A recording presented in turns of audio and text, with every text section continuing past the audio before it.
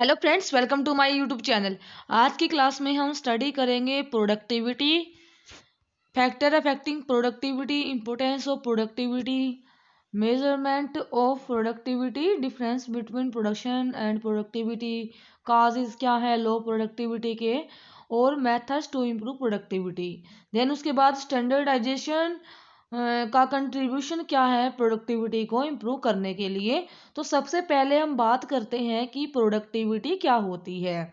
अगर प्रोडक्टिविटी का देखा जाए तो एक मीनिंग क्या है। पहले हम बात करते थे कि वर्कर जो भी अकॉर्डिंग टू देयर स्किल काम करेगा तो कहते थे कि वो ज़्यादा प्रोडक्टिव है, क्योंकि जो ज़्यादा प्रोड्यूस करेगा, जो ज़्यादा काम करेगा, उसको कहते तेरी प्रोडक्टिविटी ज़्यादा है।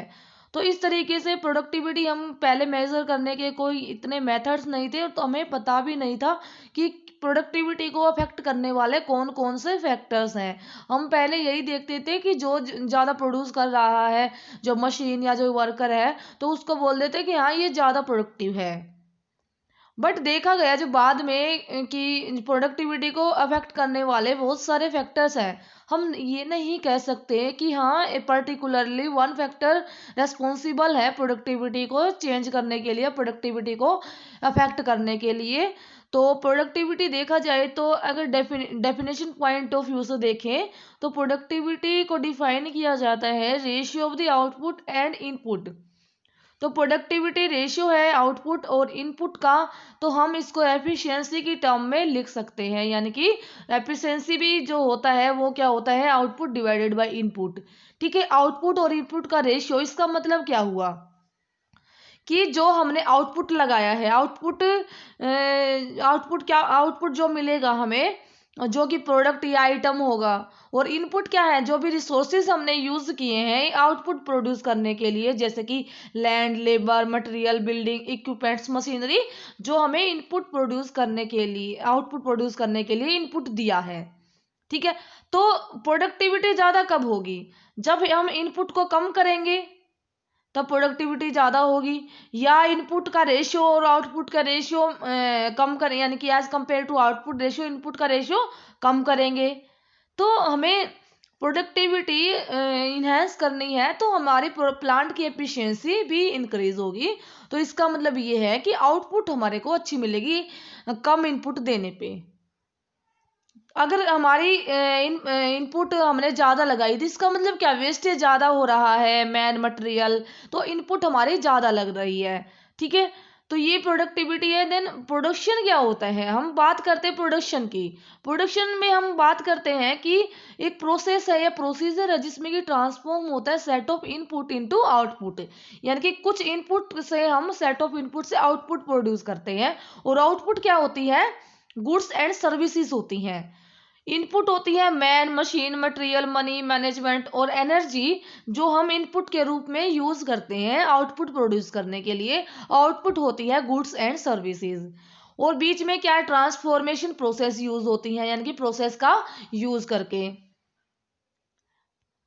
तो जिसकी डिजायर क्वालिटी और यूटिलिटी हो, प्रोडक्ट जो हमारी गुड्स एंड सर्विस हो उसकी क्या है, अच्छी क्वालिटी और यूटिलिटी हो। ये एक प्रोडक्ट जो है एक वैल्यू एडिशन प्रोसेस है जिसमें कि वैल्यू को ऐड किया जाता है। ठीक है, और सिंपली अगर डिफाइन किया जाता है प्रोडक्शन तो क्या है, एक ऑर्गेनाइजेशन प्रोसेस जिसमें कि कन्वर्जन हो रहा है, किस चीज़ का कन्वर्जन हो रहा है, रॉ मटेरियल से फिनिश प्रोडक्ट बन रहा है, यानी कि इनपुट से आउटपुट बन रहा है। ठीक है, रॉ मटेरियल से फिनिश प्रोडक्ट। ठीक है, गुड्स एंड सर्विस। तो प्रोडक्शन और प्रोडक्टिविटी टोटली डिफरेंट टर्म्स हैं। तो प्रोडक्शन रेफर किया जाता है एब्सोल्यूट आउटपुट में, जबकि प्रोडक्टिविटी एक रिलेटिव है, हम इनपुट से कंपेयर करते हैं प्रोडक्टिविटी को। और जो आउटपुट जो मेजर की जाती है, एक्सप्रेस की जाती है, वो हमेशा इनपुट में एक्सप्रेस करी जाती है। तो जब प्रोडक्शन इंक्रीज होगा तो उसका मतलब ये नहीं है कि प्रोडक्टिविटी भी इंक्रीज हो, यानी कि प्रोडक्शन में भी इंक्रीज, यानी कि प्रोडक्शन को इंक्रीज हो गया तो ये इंडिकेटर नहीं है कि प्रोडक्टिविटी भी इंक्रीज हो। क्योंकि प्रोडक्शन इंक्रीज हुआ, सेम इनपुट पे हो सकता है कि प्रोडक्टिविटी इंक्रीज हो जाए या ना भी हो जाए। वो डिपेंड करता है कि हमारा इनपुट किस तरीके से यूज किया गया है। और ये जो प्रोडक्टिविटी है उसको इंक्रीज कैसे कर सकते हैं, कौन कौन से मेथड्स का यूज करके। एक तो जो प्रोडक्शन को इंक्रीज करे without increase of the input, यानी कि इनपुट को हम इंक्रीज ना करें, आउटपुट को इंक्रीज करें, प्रोडक्शन को इंक्रीज करें। और सेम इनपुट सेम प्रोडक्शन को करे लेकिन इनपुट को कम करे, ठीक है, इनपुट को कम करके आउटपुट को सेम रखे।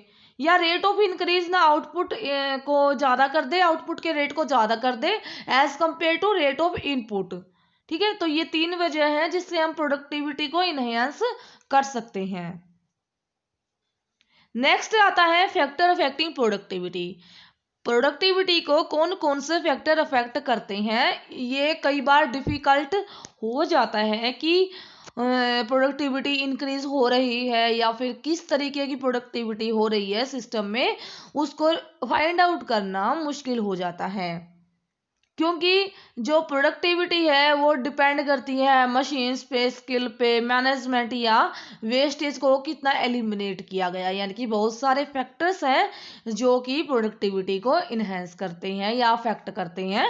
तो 2 मेनली ग्रुप में डिवाइड किया गया है, इंटरनल फैक्टर और एक्सटर्नल फैक्टर। इंटरनल फैक्टर जो कि कंट्रोलेबल फैक्टर्स हैं, जैसे कि product, plant and equipment, technology, material and energy, human factor, ठीक है, इनको डिटेल में डिस्कस करेंगे। Work method, management style. Then आता है एक्सटर्नल जो कि अनकंट्रोलेबल हैं, जो कि कंट्रोल नहीं कर सकते हैं। ये कौन कौन से हैं, स्ट्रक्चरल एडजस्टमेंट, इकोनॉमिकल या सोशली स्ट्रक्चरल एडजस्टमेंट करना पड़े, या नेचुरल रिसोर्सेज के पे डिपेंड ज़्यादा होना पड़े, या जो भी रिसोर्सेज उस पे गवर्नमेंट पॉलिसी या इंफ्रास्ट्रक्चर कैसा है, ठीक है। तो हम 1 बाय 1 करके डिस्कस करेंगे कंप्लीट।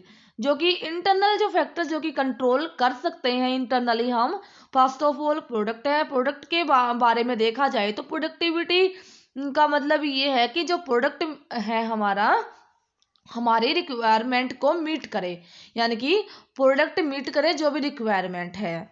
तो प्रोडक्ट को जज किया जाता है कि वो कितना यूजफुल रहेगा, कॉस्ट बेनिफिट क्या रहेगा प्रोडक्ट का। प्रोडक्ट जो है उसको इनहेंस किया जाता है बाय इंक्रीजिंग बेनिफिट, यानी कि उसके जो फायदे हैं उसको इंक्रीज करके, बेनिफिट्स को इंक्रीज करके और कॉस्ट को सेम करके। तो सेम कॉस्ट रख के हम बेनिफिट्स जो भी प्रोडक्ट से मिल रहे हैं उनसे हम बेनिफिट ज़्यादा ले सकते हैं। Plant and equipments, plant and equipments भी मेजर रोल प्ले करता है जिससे कि हम प्रोडक्टिविटी को इंक्रीज कर सकते हैं।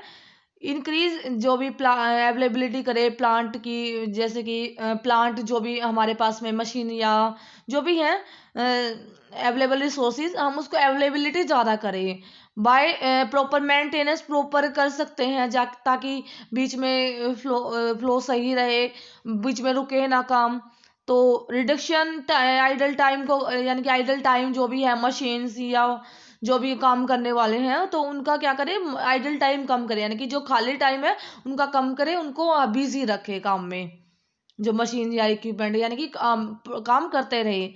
और जो भी हमारे पास में रिसोर्सेज हैं उसको यूटिलाइज करके प्रॉपरली, उसको मॉडर्नाइजेशन करके, कॉस्ट को कंट्रोल करके या इन्वेस्टमेंट करके, यानी कि प्लांट एंड इक्विपमेंट का प्रॉपरली यूज करके भी हम प्रोडक्टिविटी को इन्हेंस किया जाता है। देन अदर टेक्नोलॉजी, जब लेटेस्ट टेक्नोलॉजी अगर हम यूज करेंगे तो प्रोडक्टिविटी इंप्रूव होगी लार्ज एक्सटेंट तक।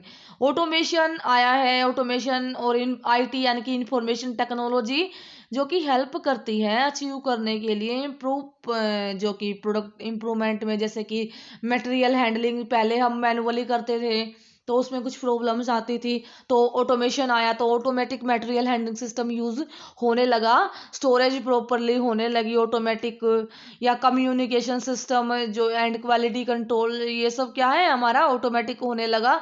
और आईटी का यूज करके हमें जो भी इंफॉर्मेशन फ्लो है वो प्रॉपरली होने लगा, जिसकी वजह से क्या है टेक्नोलॉजी का इन्हेंसमेंट करके भी हम प्रोडक्टिविटी को इम्प्रूव कर सकते हैं, ठीक है। और टेक्नोलॉजी को हम लेआउट जो प्लांट है, शॉप और मशीन टूल वहाँ पे इम्प्लीमेंट करके इनको प्रॉपरली यूटिलाइज कर सकते हैं, टाइमली सप्लाई कर सकते हैं जो भी क्वालिटी है इनपुट्स की, प्रोडक्शन प्लानिंग प्रॉपरली कंट्रोल करके, रिपेयर और मेंटेनेंस प्रॉपरली करके, वेस्टेज को इम्प्रूव करके, एफिशिएंट मटेरियल हैंडलिंग यूज करके और प्रॉपरली इंस्पेक्शन करके। तो टेक्नोलॉजी का यूज करके हम हर एक फील्ड में हम प्रोडक्टिविटी को इन्हेंस कर सकते हैं। तो इस तरीके से हम हर एक एरिया में जो भी है टेक्नोलॉजी को इम्प्रूव वर्जन हम यूज कर सकते हैं, जिसकी वजह से प्रोडक्टिविटी इंक्रीज होगी। मटेरियल एंड एनर्जी, नेक्स्ट है मटेरियल एंड एनर्जी। तो एफर्ट्स जो कि रिड्यूस करेंगे मटेरियल को एंड एनर्जी कंजप्शन, जो भी एफर्ट्स जो भी लगने वाले हैं उसकी वजह से प्रोडक्टिविटी इन्हेंस होगी। कौन कौन से एफर्ट्स हैं या कौन कौन से जो मेथड्स हैं, जो भी यानी कि प्रॉपरली हम सेलेक्ट करें राइट क्वालिटी मटेरियल को, तब भी हम सेव कर सकते हैं मटेरियल और एनर्जी को। जो कंट्रोल करे वेस्टेज एंड स्क्रैप जो भी प्रोड्यूस हो रहा है, वेस्टेज जो ज़्यादा हो रही है स्क्रैप को कंट्रोल करके या इफेक्टिव कंट्रोल करके, जो भी काम हो रहा है स्टॉक है जो हमारे पास में अवेलेबल, उसको इफेक्टिवली कंट्रोल करके कि जितना हमारी रिक्वायरमेंट है उतना ही हो, ना कम ना ज़्यादा। और ये पता होना चाहिए कि क्या हमारे पास में रखा हुआ है, प्रॉपर मैनेज करके डेवलपमेंट करके सप्लाई रिसोर्सेज को प्रॉपरली, जो भी सप्लाई हो रहे हैं रिसोर्सेज उसका डेवलपमेंट करके प्रॉपरली, और जो भी ऑप्टिमाइज करके एनर्जी यूटिलाइजेशन और एनर्जी सेविंग जो भी तरीके होने वाले हैं उनको ऑप्टिमम होना चाहिए। एनर्जी का यूटिलाइजेशन ज़्यादा नहीं होना चाहिए, ऑप्टिमम होना चाहिए, ना कम ना ज़्यादा होना चाहिए, ताकि एनर्जी को सेव भी किया जा सके। तो ह्यूमन फैक्टर क्या है, प्रोडक्टिविटी बेसिकली डिपेंड होती है ह्यूमन जो कि कंपटीशन क्या है, स्किल क्या है ह्यूमंस की, एबिलिटी क्या है काम करने की, जो भी फैक्टर्स है, एजुकेशन, ट्रेनिंग, एक्सपीरियंस, एटीट्यूड्स क्या है, ठीक है, एम्प्लॉयज़ का।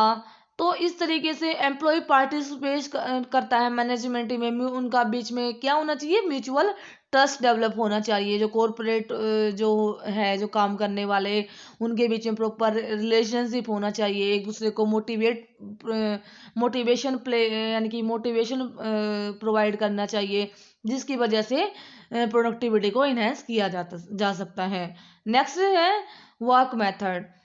इम्प्रूव कर सकते हैं प्रोडक्टिविटी को, काम करने का जो भी तरीके हैं उसको इम्प्रूव करके, यानी कि वर्क स्टडी करके या फिर इंडस्ट्रियल इंजीनियरिंग टेक्निक का यूज़ करके प्रॉपरली, जो भी एरिया में ट्रेनिंग की रिक्वायरमेंट है ट्रेनिंग प्रोवाइड करके, इम्प्रूव करके काम करने के जो भी मेथड्स हैं उनको, प्रोडक्टिविटी को इम्प्रूव किया जा सकता है।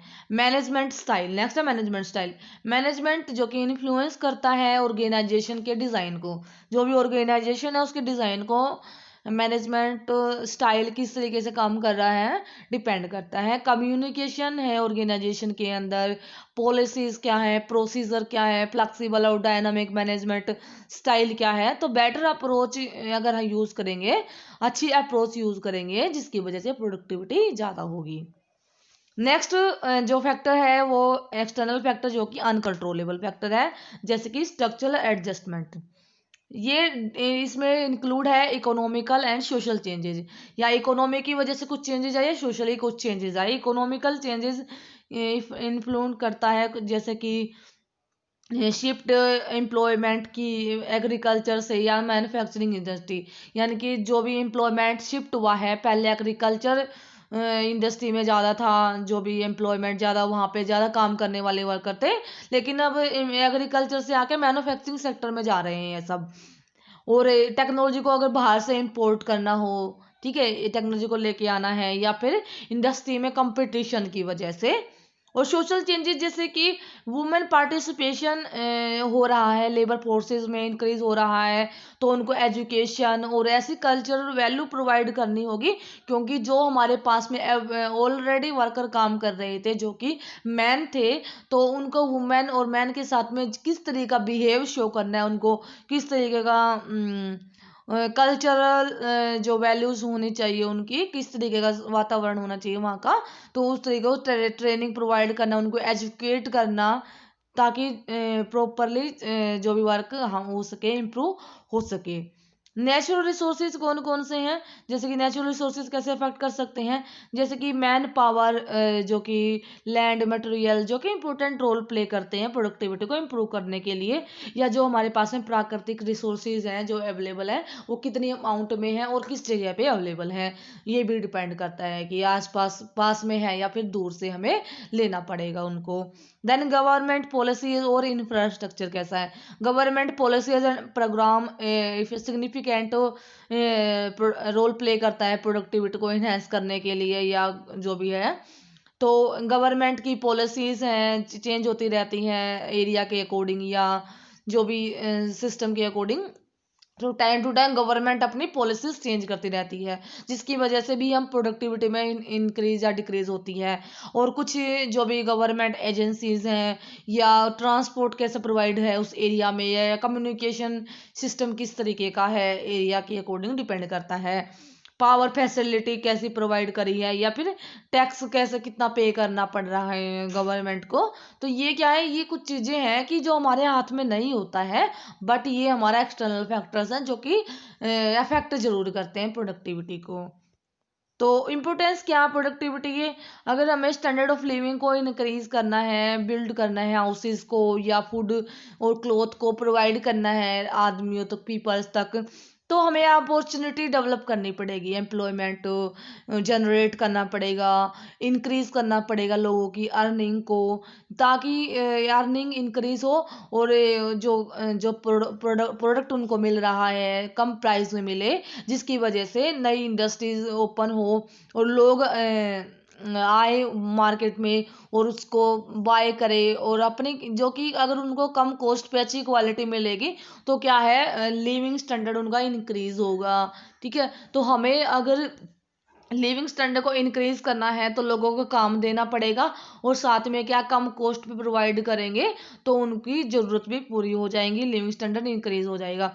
तो अगर इंक्रीज करना है प्रोडक्टिविटी को तो नेशनल प्रोडक्टिविटी काउंसिल है वो इंडिया के अंदर वो सप्लाई करती है पब्लिकेशंस या फिल्म्स या फिर मीडिया विजुअल या रेडियो एग्जीबिशंस करके, रेडियो के द्वारा या एग्जीबिशंस करके, तो क्या ट्रेनिंग प्रोग्राम करती चलाती है जो कि वेरियस मैनेजमेंट लेवल को ट्रेनिंग प्रोवाइड करता है। तो मेन रीज़न क्या है कि गरीबी का भी एक रीज़न यह है कि प्रोडक्टिविटी कम हो जिस एरिया में या जिस देश में, तो वहाँ की प्रोडक्टिविटी कम हो, यानी कि प्रोडक्टिविटी कम होने की वजह से गरीबी का भी रीज़न है, यानी कि गरीबी भी होगी वहाँ पे, क्योंकि लोगों को महंगे दामों में ज़्यादा चीज़ें महंगे यानी कि कम हाई रेट में मिलेगी चीज़ें, तो लोग उसको खरीदेंगे नहीं तो उनकी ज़रूरत की आवश्यकताएं कंप्लीट नहीं कर पाएंगे। अगर देखा जाए तो अमेरिका और हमारे इंडिया के कंपेयर में बात करी जाए तो लेबर फोर्स हमारे यहाँ पे इजीली अवेलेबल है और कम कॉस्ट में अवेलेबल है, बट जैसे कि डेवलप कंट्री जैसे कि अमेरिका से देखा जाए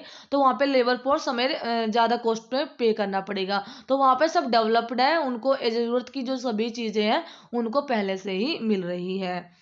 ठीक है, नेक्स्ट मैं जो है प्रोडक्टिविटी को मेजरमेंट करने के लिए हम कैसे कैसे उसको मेजर कर सकते हैं प्रोडक्टिविटी को। ठीक है, कौन कौन से फॉर्मूलाज यूज होते हैं प्रोडक्टिविटी को मेजर करने के लिए। ठीक है, तो 1 सेकेंड।